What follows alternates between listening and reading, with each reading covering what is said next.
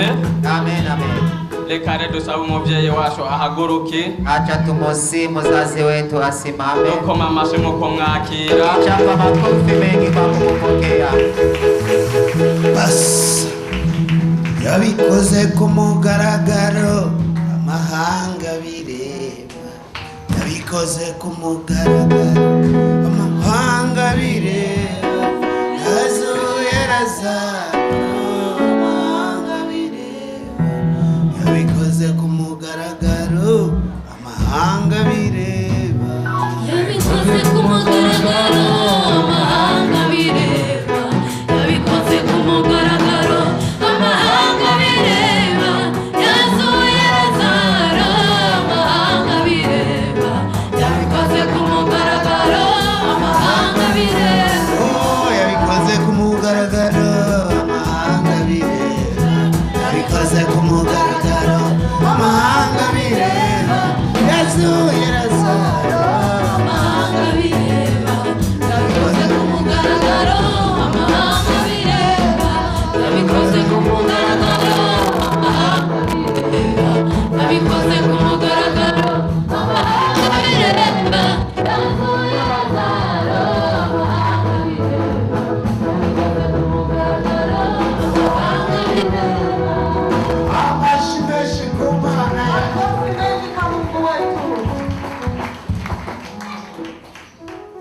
Yesu nashima. Bwana asifiwe. Ndamukiriza mugenzi wawe Salimia mwenzako. umubwire ati ntugacike intege mu by'Imana. Umwambie usikate nguvu kwa kazi ya Mungu. Hari byose biguca intege Kuna yale anaweza kuja na kukaza. ariko wongera mu mwami wacu Yesu Ila Kristo kimbilie ndani ya Bwana Yesu. byose uzobinesha. Mambo yote utashinda. Ntacyo naburiye mu maboko yawe, niyo mpamvu ngutabira Naburiye mu maboko yawe, niyo mpamvu ngutabira ntacyo naburiye mu biganza byawe, niyo mpamvu ngutabira ntacyo naburiye mu maboko yawe, niyo mpamvu ngutabira ntacyo naburiye ku musozi wawe, niyo mpamvu ngutabira ntacyo naburiye mu maboko yawe, niyo mpamvu ngutabira ntacyo naburiye baburica. Woga inaua. Hari abagabo benshi Kuna wababa wengi badafise icyo bimariye wenye hawana chochote kubera ubwoba. kwa sababu ya oga. Bakubwiye ati tugende Dubai, utangura kwiyumvira indimi zivugwa. Wakikwambia twende Dubai unaanza kufikiria manuga inasemewa. Ariko nagomba nakubwire, Ila nataka nikwambie. uri kumwe n'Imana Kama uko pamoja na byose Mungu, bizogenda neza. mambo yote yatakuwa Reka ubwo sawa. bwoba Acha yoga. ariko wihagararire ku musozi nayo. Ila ujisimamie kwenye mlima nayo. Abavuga butumwa bavuze, Wenye kusema ubiri walisema mahubiri. niyumvira ko watoraguye. Najifikiria kwamba umechagua. Imana ihezagira abavuga butumwa Mungu abariki wahubiri uko bagiye bakurikirana. jinsi wameenda wakifuatana. Imana ibahezagire cyane mu vyagire. Mungu awabariki sana, muikae. Mu vyagire. Muikae.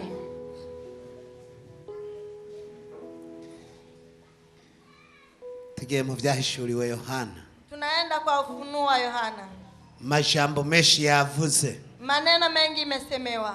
ngo tureke ngo gwafu n'ururo bikurane. Tuache magugu na ngano ikomae pamoja. Ariko nanje kuvuga ngo Na yeye anakuja kusema harageze ko turobanura intama mu mpene. tunafika muda wa kuchagua kondoo ndani ya mbuzi. Reka impene zibe impene, Acha mbuzi ziwe mbuzi. reka ingurube zibe ingurube, Acha nguruwe iwe nguruwe. ariko abantu baba abantu. Ila wanadamu wa wanadamu. Umwanya w'ikivange Muda wa kujichanga changa urageze igihe urangira. unafika muda wa kuisha. Umwanya wo kwiha amavuta Muda wa kujipa mafuta harageze igihe urangira. panafika muda unaisha. Ibi byose wabonye bakinye Hii yote umeona wamecheza byaramaze kushika imesha timirika kandi byari byahishuwe. tena imekuwa imetabiriwa. turabe mu gitabo cy'ibyahishuriwe Yohana. Tutizame ndani ya kitabu cha Ufunuo wa Ntabwo Yohana. bitanguye uno munsi. Haikuanza siku ya leo. Ntabwo ibi bivuzwa araba. Mambo yenye nasemwa sio hao. Oya. Hapana. Byarahishuwe. Imefunuliwa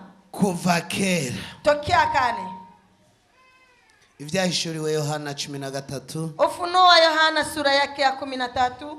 No munsi dusoma imirongo myinshi. Tutasoma mistari mingi kwa siku ya leo. Tusome umurongo wa mbere. Tutasoma mstari wa kwanza. Tusome no wa kabiri. Tusome na mstari wa pili. No wa gatatu. Na mstari wa tatu. No wa kane. Na mstari wa 4. Sinkunda kuza nsoma imirongo myinshi. Hapendi kusoma mistari mingi. Kuko ivyo mvuga si ivyo mbariko nkora muri Bibiliya. Kwa sababu yale anasema sio yenye anakuwa anatoa ndani ya Biblia. Ivyo mvuga ni ivy'Imana ibirikira irantuma. Yale anasema ni yenye Mungu anakuwa akimtumana. Ntabwo nkunda gusigura. Hapendi kuhubiri ubutumwa nateguye. Habari ameandaa. Ndavya abantu. Akitizama wanadamu. Ariko mbwira Imana. Ila anaambia Mungu. Ati mbwira icyo mbwira ubwoko bwa. Mungu niambie yale nitaambia kanisa lako. Hanyuma nanje mbitiyo. Kisha na yeye awe kitumikisho. Nawe uba mazi ushike ku bwoko bwa. Na yeye Mungu awe maji ifike ndani ya watu wake. Tugende bukebuke rero. Tutaenda polepole sasa.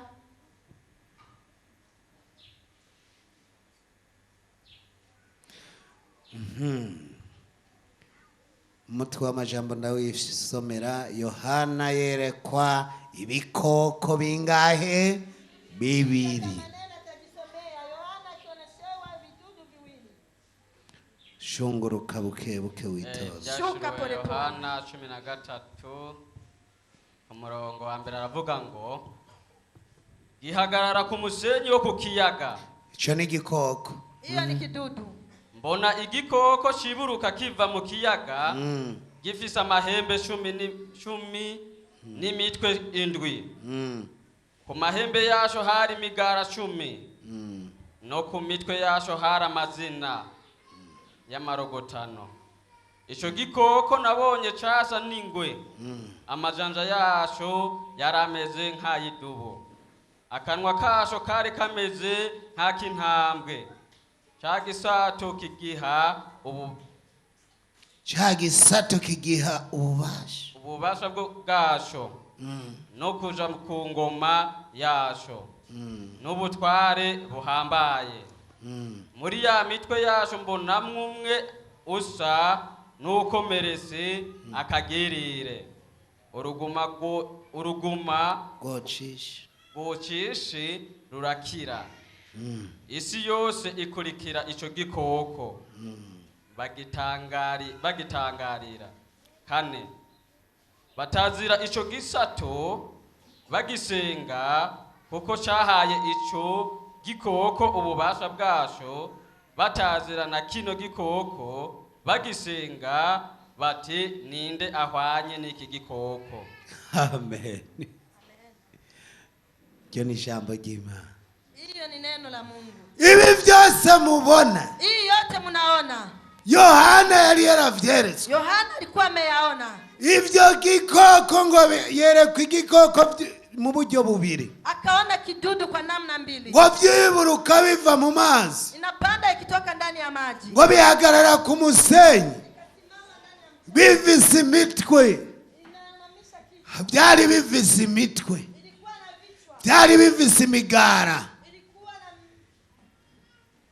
Ni ya mafuta biha. Ni ile mafuta unajipa. Gushaka abantu bose ngo baba pastor. Kutaka watu wote waitwe mapastor. Kugira bazerero gutembagaza bwoko bw'Imana. Kusudi wakuja sasa kuangusha watu wa Mungu. Abantu bose ngo baba baririmbye. Watu wote ati wakuwa waimbaji. Kugira ngo bashikire. Kusudi wafikirie. Abarongozi. Viongozi. Abandi babadendereza. Wengine wazingishie. Ico gikoko. Ile kidudu. Kironka ububasha. Ikapata nguvu. Bwo kugwisha abana b'Imana. Wa kuangusha wana wa Mungu. Ngo ico gikoko. Eti kile kidudu. Ngo gikurikirwa n'abantu bagisenga. kikafuatiwa na watu wakikiabudu. Abantu baragikurikira Watu wakakifuata kuko cyari gifise ubushobozi, kwa sababu kilikuwa na mamlaka, cyari gifise uburyo, kilikuwa na uwezo, cyari gifise imikate n'isukari, kilikuwa na mikate na sukari byo guhendesha abantu. ya kudanganya wanadamu. Avuga ati ni wagenda gukora kijya, Akasema ukienda kutenda ile, ndakubwiza ukuri nzoguha paraseli. nikwambilisha ukweli nitakupa parcel. Ni wasenyura na yoti, Ukiangusha na yoti, ndakubwije ukuri nzoguha umutahe, nakwambilisha ukweli nitakupa mtaji, nzoguha akazi. nitakupa kazi. Ariko ivyo vyose Ila yoyote n'umugambi wa ca gikoko, mpangilio wa ile kidudu. na hari abantu benshi bariko Na barakoresha, hapa pako watu wengi wako wanatumikishwa, hari abantu benshi bariko barahendwa. pako watu wengi wako wanadanganywa. Uno munsi uri hejuru, Siku ya leo kirazira kuza urabona ikintu ngo gifate minenegwe. hairuhusu kama utaona kitu chochote kishika kama kawaida. Zurafata ikintu kikwigisha, Shika kile kinayokufundisha. n'icyakwigisha, Kikikufundisha nawe uzokwigisha abandi. na wewe utafundisha wengine. Uno munsi ibyo mubibona nk'amateatro. Leo yenye mnaona kwamba kama mchezo. Nagomba ndakubwire, Nataka nikwambie, ibyo ubona nk'amateatro, hiyo unaona kama michezo, uri kurisubiza inyuma ubwenge, huku najirudisha nyuma kwa kiakili. nibikwigisha. Ya kufundishe. Hariho abantu bari mu mabohero, Kuna wengi wenye wako gerezani, bafunzwe n'amaviyore batakoze, wanafungwa na mambo ya kushika wanawake kwa nguvu na bila kuwashika, kandi bari batanze indaro. na tena walikuwa wanasaidia watu, wanawapa nafasi ya kulala. Uno munsi Siku ya leo abantu akozi b'Imana nibatanga indaro, watumishi wa Mungu hawapatii watu nafasi ya kulala, kandi twategerezwa gutanga indaro, ariko Biblia ivuga na tena tulikuwa tunapaswa kupatia watu nafasi ya kulala, na ndio kubera ico gikoko kwa sababu ya kidudu baza gusaba indaro, wanakuja kuomba mahali ya kuishi, ariko bafise imigambi, ila wako na ingine mpangilio, imigambi ku buzima bwabo. mpangilio kwa maisha yako. Ivyo bigatuma Hiyo inamaanisha umuntu adakora iciza, mtu hatendi mema, kandi hari habo kugikorerwa na tena palikuwa wale wa kutendewa mema kubera umugambi wa shetani. kwa sababu ya mpangilio wa shetani. Tugira ubwenge, Tuwe na akili, tugira ubwenge tuwe na akili bwo gusuzuma wa kutizama no kwihweza na kuchunguza uwo muri kumwe wari we. yule muko pamoja ni nani. Uno munsi hari amashengero menshi Siku ya leo kuna makanisa mengi y'abakozi b'Imana bihezagiye, ya watumishi wa Mungu wenye kujibariki, bahengera bahejeje gutoza bakagabura. wanachunga, wakimaliza kutoa sadaka wanagawa. Ivyo birazwi, Hiyo inajulikana, ivyo birakogwa, hiyo inatumikwa. intambara nk'izo ziraba. Vita kama hizo zipo. Rero iyo bageze ku musozi NAOTH, Sasa wakifika ndani ya mlima wa Mungu NAOTH, birabahanga. inawasumbua. Umurozi aravugishwa muri NAOTH kandi agahinduka, Mchawi anatabiri ndani ya mlima wa NAOTH na tena anabadilika. imwicanya arahinduka muri NAOTH, Muuaji anabadilika ndani ya NAOTH. umunyavyaha atandukanye muri NAOTH arahinduka, Mtenda dhambi tofauti ndani ya NAOTH anabadilika. muri NAOTH Ndani ya NAOTH ndavyemeza ndaheraho Imana. anayakubalisha akiwa patakatifu pa Mungu. Hari Imana ihindura abanse guhinduka. Kuna Mungu anayebadilisha wale wameshindikana kubadilika. Birashikuka bavuye hariya mu mashengero uteye Inawezekana intambara, umetoka ndani ya makanisa tofauti, ariko muri NAOTH irahinduka, ila ndani ya NAOTH utabadilika. muri NAOTH irahinduka. Ndani ya NAOTH utabadilika. Turaguha amahirwe yo guhinduka, Tutakupa neema ya kubadilika, ariko nivyanka ila ikishindikana, wabonye ingene abanse guhinduka bigenda. mumeona jinsi wenye wamekataa kubadilika imeendeka. Mu ngoro y'Imana Ndani ya nyumba ya Mungu turahakirira ntituhapfira, tunapaponea, hatupakufii, ariko iyo umuntu yanse guhinduka, ila kama mtu amekataa kubadilika, uwo si uwo kuja imbere y'abantu b'Imana, huyo sio wa kusimama mbele ya watu wa uwo si Mungu. uwo kureka ngo ugwafu bukurane n'uburo. Huyo sio wa kuacha eti magugu iko mai pamoja na ngano. Uwo ugwafu tugiye kururandura, Magugu tunaenda kuvuna. urakeneye kwihana. Unataka kutubu. Ntabwo mu baririmbyi muzokwivanga ngo nemere, Ndani ya waimbaji hamutajichanga changa, ni mu wakubali. baririmbyi nkeneye uburo, ndani ya waimbaji nataka ngano, mu bamezisiye nkeneye uburo, ndani ya wapiga vinanda nataka ngano, mu badiyakoni nkeneye uburo, ndani ya washemansa nataka ngano. nkeneye ingano zifise akamaro, Anataka ngano zenye ziko na ibitagira akamaro bisoke, yasiyokuwa na samani. ariko abana b'Imana twigire. Ila wana wa Mungu twende. Farao akurikira ubwoko bw'Imana akafuata wana wa Mungu n'ingabo ziwe na watu wake. ntabwo Imana yabemereye ngo babandanye bari kumwe, Mungu akakubalia waendelee nifasa. ariko Imana ila Mungu yeye yabasigaje mu kiyaga gitukura. imewabakiza ndani ya ile maji. Harageze igihe Palifika muda intama n'impene bivanguka. Panafika muda kondoo na mbuzi ziachane. Turakeneye kubona abapasitori bahamagawe n'Imana. Tunataka kuona mapasta wenye kuitwa na Mungu. Turakeneye kubona abamama bahamagawe n'Imana. Tunataka kuona wamama wenye kuitwa na Mungu. Turakeneye kubona abamezisiye bahamagawe n'Imana. Tunataka kuona wapiga vinanda wenye kuitwa na Mungu. Abantu bahaguruka, watu wenye kusimama bakavuga ati dukurikiye Imana, wanasema eti tunamfuata Mungu. ntabwo dukurikiye umwana w'umuntu, hatufuati mwanadamu, nta nubwo dukurikiye ubufasha buzova kuri nawe, hatufuati usaidizi wenye utatoka kwake. niwumira ku Mana yawe, ukibaki na Mungu wako, byose bizogenda neza. mambo yote itakuwa sawa. Niwakorera Imana mukuri, ukitumikia Mungu wako kwa kweli, uzobona umugisha. utaona baraka. Nutabona umugisha, kama uoni baraka, uzumenye neza ujue vizuri hari ukuri kuragenda, kuna jinsi unatembea, hari ukuri kuragenda. kuna jinsi unatembea. Turi mu nzu y'Imana, tuko ndani ya nyumba ya Mungu. ikimenyetso cha mbere Imana yaduhaye, harama ya kwanza Mungu aliyotupa. ugishika mu nzu y'Imana uronka umugisha. Ungari unafika ndani ya nyumba ya Mungu unapata baraka. Wahora urara ubusa utangura kurara uriye, kama ulikuwa unalala njaa unaanza kulala na kula. wahora ugenda gusa utangura kwambara, kama ulikuwa unatembea uchi unaanza kuvaa. nimba utarajya ku mugisha w'Imana, kama hujakula kwenye baraka ya Mungu, urabe neza, jitizame vizuri, urabe neza. tizama vizuri. Birashika hakaba hariho umwe, inawezekana pakawa hata umoja uno munsi akeneye kwihana, siku ya leo avuga ati ndakeneye kuva mu gwafu, anasema leo nataka kutoka ndani ya magugu, ariko mbingano, ila niwe ngano, mbuburo, ikintu gifise akamaro, niwe ngano, kitu cha samani. uwo ni wavyaguruka, huyu akisimama hamashike ngaha tumusengere, afike hapa tumwombee. umwaka ugomba urangire, mwaka unataisha, umwaka ugomba urangire, mwaka unataisha. naje kugutangariza, nimekuja kutangazia iyi minsi mikenyi isigaye, hizi siku chache zinabaki, ivyo wahora ugenderamwe bitanezera Imana, yale walikuwa wakitembelea mfurahishi Mungu, bisigare muri umwaka wa 2023, yabaki ndani ya mwaka wa 2023. ariko mu mwaka wa 2024, mu mwaka wa 2024, ubu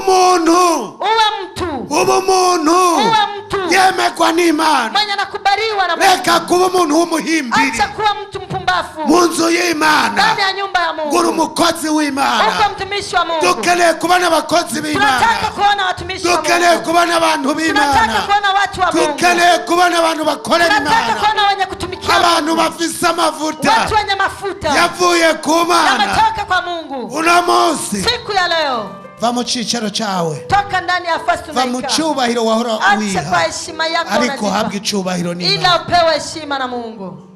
Turakurindiriye gatoya, tunakusubiria kidogo, zoramiriza tugenda,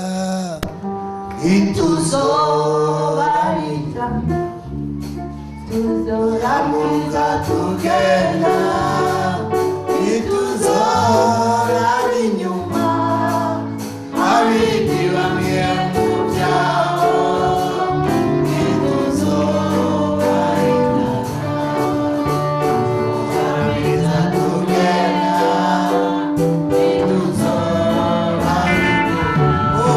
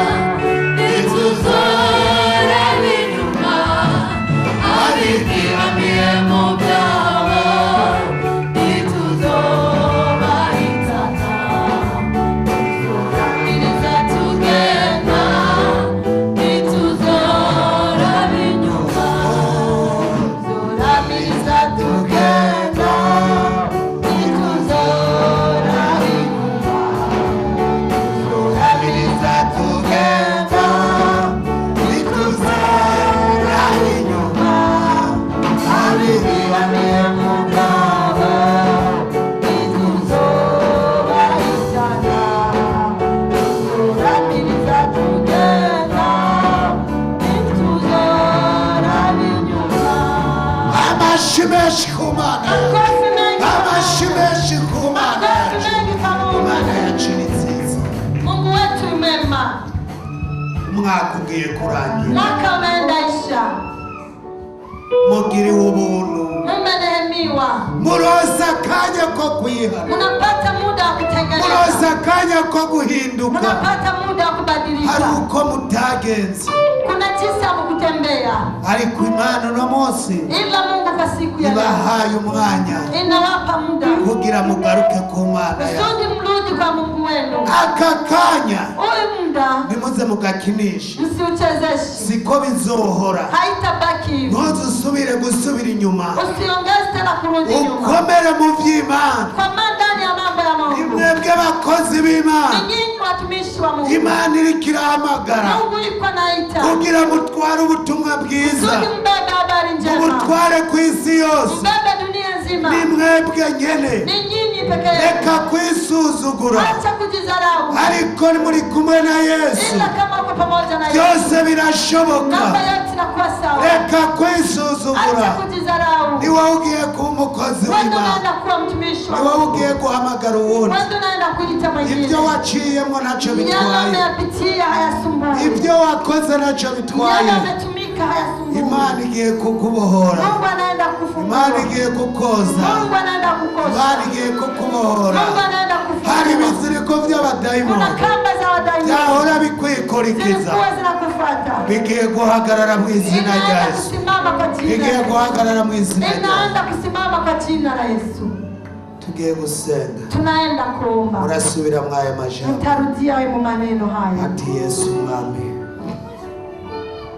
uno munsi twumvise amajambo yawe meza, umuhamagaro wawe wadukoze ku mutima. Turashaka tuba abakozi bawe by'ukuri.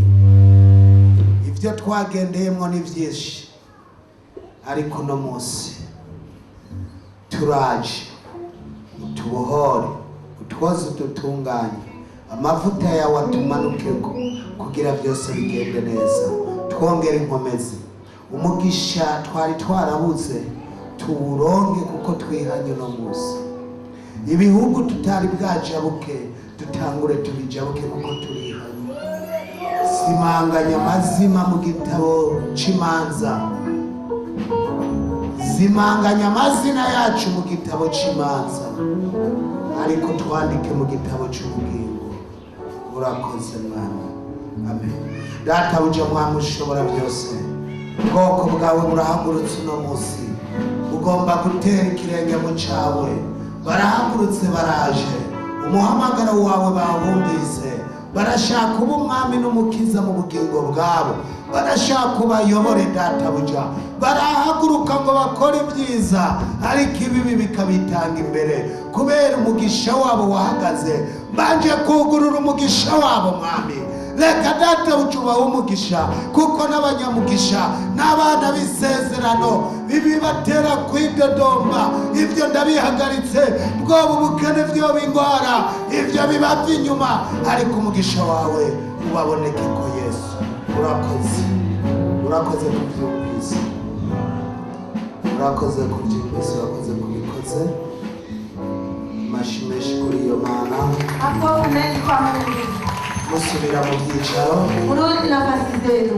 utarabatizwa nawe agende hariya ku banditsi Mwenye hajabatizwa naye aende kule kuandishaji kugira tuba porogaramu, kusudi wawape orodha. ariko uwabatijwe nawe Ila yule mwenye kubatizwa naye akaba yari yasubiye inyuma, akawa amerudi nyuma, uwo tumuhaye ikaze mu bikorwa byose, huyo tunamkaribisha mkazi zote, kuko iyo umaze kwihana kwa sababu kama umeshatubu nta kindi kiba gisigaye. hakuna wengine na baki. Imana ibahezagire cyane. Mungu awabariki sana. Tugiye gusengera abagwayi bari hagati yacu Tunaenda kuombea wagonjwa wako katikati yetu n'abafise imitwaro. na wenye mahitaji. Birashika umutwaro wawe ukaba umenga urari imbere, Inawezekana unaona kwamba hitaji yako ni nzito, ariko imbere y'Imana byose biroroshe, ila mbele ya Mungu yote ni laini, byose bigenda neza. mambo yote yanaenda sawa. rero reka gutinya. Sasa acha kuogopa. Umutwaro wose ufise, Hitaji yote unayo, uvyagurukane. usimame nayo. Tugiye gusenga. Tunaenda kuomba. Imana irawugukiza. Mungu atakuponya. Indwara yose yakunaniranye, Magonjwa yote yameshindikana. uhagarare gusa. Usimame tu. Kuboko kw'Imana kugomba kugusange ngaho. Mkono wa Mungu unataka ukute hapo.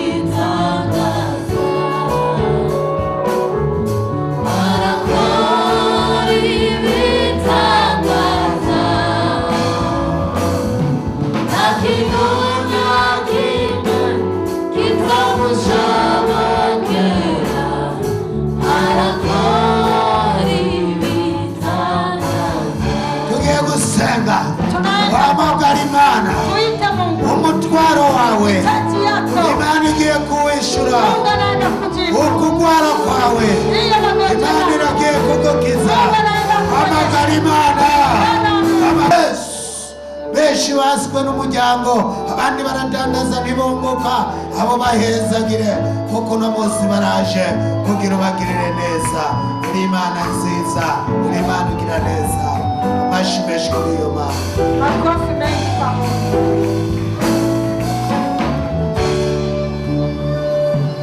Muvyagire Imana ibahezagire. Mwikae na Mungu awabariki. Abakozi b'Imana tuba abakozi b'Imana. Watumishi wa Mungu tuwe watumishi wa Mungu. Nibakubaza ati twize ijambo rimeze gute? Wakiwauliza eti tumeosoma neno lae, uvuga ati harageze igihe intama n'impene bivangura. useme eti panafika muda kondoo na mbuzi zitaachana. Umukozi w'Imana bigaragare, mtumishi wa Mungu ijulikane, n'umukozi wa shetani bigaragare, na mtumishi wa shetani ijulikane. Mwanya wo kuvangana, muda wa kuchangana, uri NAOTH ntawo hari. ndani ya NAOTH hakuna. Uri umunyabyaha, kama wewe ni mtenda dhambi, ngo wihane, njoo utubu. wase kwihana, ukikataa kutubu, tuvemo, tutokemo. reka kuza kuduteza urubwa, acha kuja kutuonesha vibaya. nimba wihane, kama umetubu, injira mu baririmbyi, ingia ndani ya waimbaji, uririmbire Imana, uimbie Mungu. uburenganzira n'ubwawe wihanye. Kama umetengeneza, wewe uko na haki ya kuingia ndani ya waimbaji.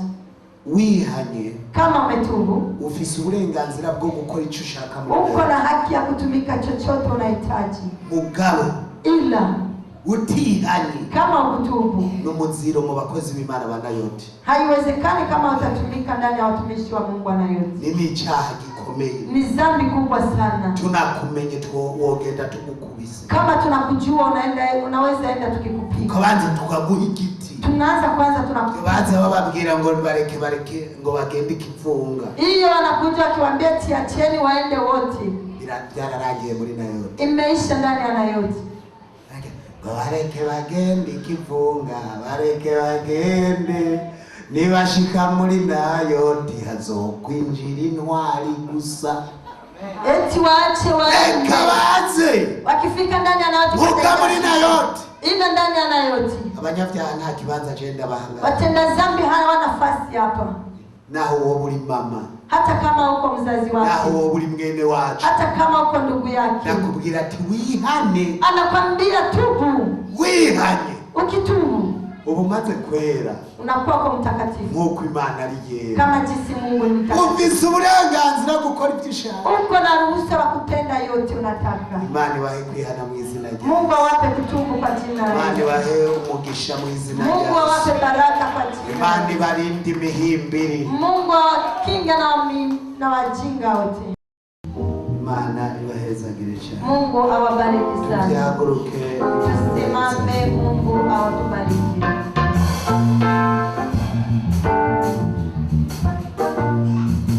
tugiye gusenga Imana. Tunaenda kuomba Mungu. Data databuja mwamushobora byose, wabanye natwe kuva dugitangura ikoraniro ryawe, habwa icubahiro. Warinze urwaruka rwawe databuja rwo kugutazira no kuguhimbaza, urarukomeje urukura mu ntara zitandukanye no mu makomine atandukanye, ubashikana ku musozi wawe. Warinze abapasitori, warinze abadiakone na protokole, abanyeshengero bose, abamezisiye wabaturindiye, abajournaliste ba NAOTH TV wabarinze, wabashikanye ngaha amahoro, biherebwa icubahiro. Turagukengurukiye kuba wakijije ingwara, kuba wahezagiye wahaye umugisha, turagukengurukiye kubihanye databuja. Ico ni igikorwa cawe, biherebwa icubahiro. None tugiye kuva ngaha mwana, jana natwe tugirire neza, jana n'umwe wari we wose, bigaragare ko turi abakozi bawe mwana, bigaragare ko ari wowe dukorera. Abatari hagati yacu muri twebwe databuja nawe uri kurigisha, nabo databuja bagirire neza, bahe kumara ishuri bagaruke ku mirimo yawe. Tugukengurukiye n'umukozi wawe wagarukanye Dorine mwami, wamusubije mu mirimo yawe databuja, biherebwa icubahiro. Ni wewe databuja ubizi amashuri umuntu yiga muri iyi si, ni wewe databuja uyazi, nta mwana w'umuntu ayazi. Abantu baca mu mashuri atandukanye, ariko kibirengeye igikuru nuko twakwizeye ko haba haduga canke hamanuka, ivyo tuzocamo byose uzobitujabuja mu izina rya Yesu, amen. Amashimwe ku Mana.